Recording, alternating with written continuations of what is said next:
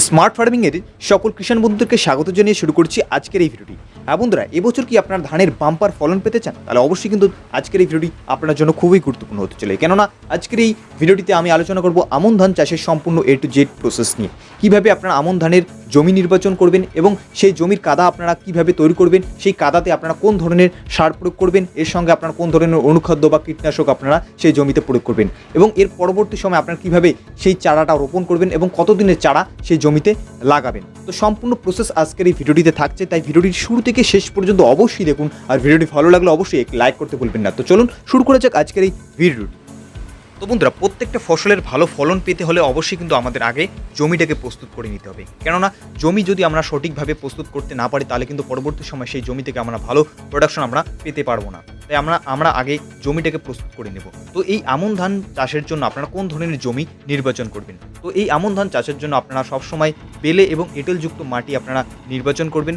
যে জমিতে বেলে এবং এঁটেল মাটির সংখ্যা বেশি থাকে সেই জমি আপনারা নির্বাচন করুন, এবং যেখানে খুব সহজেই বর্ষার যে জল সেই জল দাঁড়ায় এবং খুব সহজেই যাতে জমিটা কাদাতে পরিণত হয়।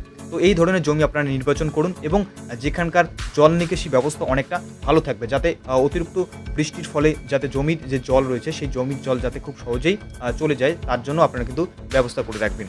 তো এই আমন ধান চাষের যে জমি প্রস্তুতটা রয়েছে সেই জমি প্রস্তুতির আগে কিন্তু আপনারা অবশ্যই সেই জমিটাকে আপনারা আগাছা মুক্ত করে নেন, এবং সেই জমির যে আল যে রয়েছে সেই আলটাকে আপনারা শক্ত করে বেঁধে রাখুন, কেননা জমিতে কিন্তু প্রচুর পরিমাণে জলের প্রয়োজন আছে, যেহেতু আপনারা কাদা তৈরি করব। এবং এই কাদা তৈরির আগে আপনারা অবশ্যই জমিটাকে দুটো চাষ দিয়ে রাখুন, এবং ট্রাক্টর দিয়ে দুটো চাষ দিয়ে রাখবেন, এবং যেদিন আপনারা ফাইনাল চাষ দিবেন তার আগেই আপনারা কিন্তু যে সমস্ত রাসায়নিক সার, অনুখাদ্য, তারপর কীটনাশক সেগুলো আপনারা কিন্তু প্রয়োগ করবেন।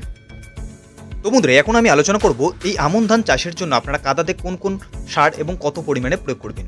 তো বন্ধুরা, এই আমন ধানের কাদা তৈরির সময় আপনারা 3 ধরনের সার প্রয়োগ করে কিন্তু আপনারা কাদাটাকে তৈরি করে নিতে পারেন। তো আপনারা যদি এনপিকে 10-26-26 দিয়ে আপনারা কাদা তৈরি করতে চান, তাহলে আপনারা বিঘা প্রতি প্রায় 15 থেকে 16 কিলো পরিমাণে আপনারা এনপিকে জমিতে ছিটিয়ে দিয়ে ফাইনাল চাষের আগে ছিটিয়ে দিয়ে জমিটাকে প্রস্তুত করে নিতে পারেন। বাট আপনারা যদি ডিএপি দিয়ে চাষটাকে করতে চান, তাহলে আপনারা কিন্তু বিঘা প্রতি 20 কিলোর মতো ডিএপি আপনারা নিতে পারেন, এবং এর সঙ্গে কিন্তু সামান্য পরিমাণে পটাশ, অর্থাৎ 7 থেকে 8 কিলো পরিমাণে পটাশ আপনারা কিন্তু এই ডিএপির সঙ্গে অ্যাড করে জমিতে ছিটিয়ে দিয়ে ফাইনাল চাষ দিতে পারেন। এবং এই দুটো সার যদি আপনারা না পান, যেহেতু বর্তমানে এই ডিএপি এবং এনপিকে 10-26-26 একটা কালোবাজারি দেখা যাচ্ছে মার্কেটে, তাই আপনারা যদি এই দুটো সার হাতের কাছে না পান, তাহলে কিন্তু আপনারা সিঙ্গেল সুপার ফসফেট দিয়েও কিন্তু চাষটাকে করতে পারেন। তো তার জন্য আপনারা বিঘা প্রতি প্রায় 40 থেকে 50 কিলো পরিমাণে আপনারা সিঙ্গেল সুপার ফসফেট আপনারা নিতে পারেন, এবং এর সঙ্গে কিছু পটাশ এবং এর সঙ্গে কিছু ইউরিয়া, অর্থাৎ ইউরিয়া মোটামুটি 10 কিলো এবং পটাশ 7 থেকে 8 কিলো নিয়ে জমিতে ছিটিয়ে দিন, এবং ছিটিয়ে দিয়ে তারপরে ফাইনাল চাষ করে দেন। তো এইভাবে কিন্তু আপনারা জমিটাকে প্রিপারেশন করে নিতে পারেন। তো আশা করছি এই 3টা সারের মধ্যে আপনাদের সবথেকে বেস্ট হবে সেটা হচ্ছে সিঙ্গেল সুপার ফসফেট, এবং এর সঙ্গে সামান্য ইউরিয়া এবং পটাশ, এবং এটার কিন্তু সবথেকে বেশি রেজাল্ট পাওয়া যায় প্রত্যেক বছর। এবং এর সঙ্গে কিন্তু আপনারা অনুখাদ্য যে রয়েছে সেগুলো কিন্তু আপনারা জমিতে ছিটিয়ে দিতে পারেন। তো আপনারা অনুখাদ্য হিসেবে আপনারা কিন্তু এই সময় জিঙ্ক এবং বোরনের প্রয়োগ করতে পারেন।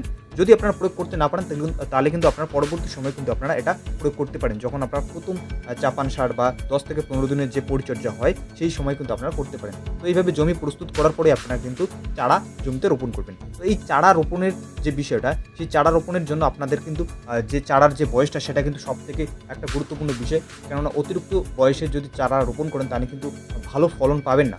যদি আপনারা 140 থেকে 45 দিনের ধানটা রোপণ করেন, তাহলে কিন্তু চারার বয়স মিনিমাম 25 থেকে 30 দিন রাখানো দরকার, এবং যদি আপনারা 120 দিনের যে ধানটা রয়েছে সেটা যদি চাষ করেন, তাহলে কিন্তু চারার বয়স মিনিমাম প্রায় 17 থেকে 20 দিনের মধ্যে রাখানো উচিত।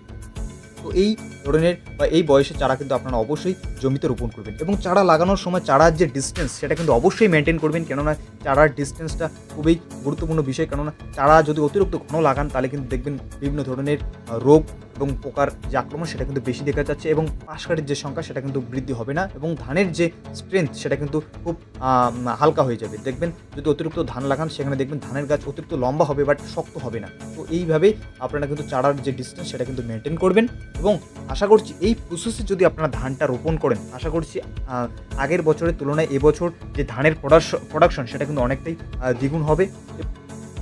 তো বন্ধুরা, কেমন লাগলো আজকের এই ভিডিওটি অবশ্যই কিন্তু কমেন্টে জানান, এবং আমন ধান চাষ সম্পর্কিত আরও কোন ধরনের ভিডিও দেখতে চান সেটাও কিন্তু কমেন্টে জানাবেন। এবং এই ধরনের নিত্য নতুন এগ্রিকালচার এবং ফার্মিং রিলেটেড ভিডিওর আপডেট পেতে হলে অবশ্যই কিন্তু আমাদের এই চ্যানেলটিকে সাবস্ক্রাইব করে পাশে থাকুন। তো বন্ধুরা, আজকে এই পর্যন্তই। পরবর্তীতে আবার কোনো নতুন টপিক নিয়ে খুব শীঘ্রই ফিরে আসি। ততক্ষণে ভালো থাকবেন, সুস্থ থাকবেন এবং আমাদের এই স্মার্ট ফার্মিং আইডিয়াস ইউটিউব চ্যানেলের সঙ্গে সদা সর্বদা জুড়ে থাকবেন। ধন্যবাদ।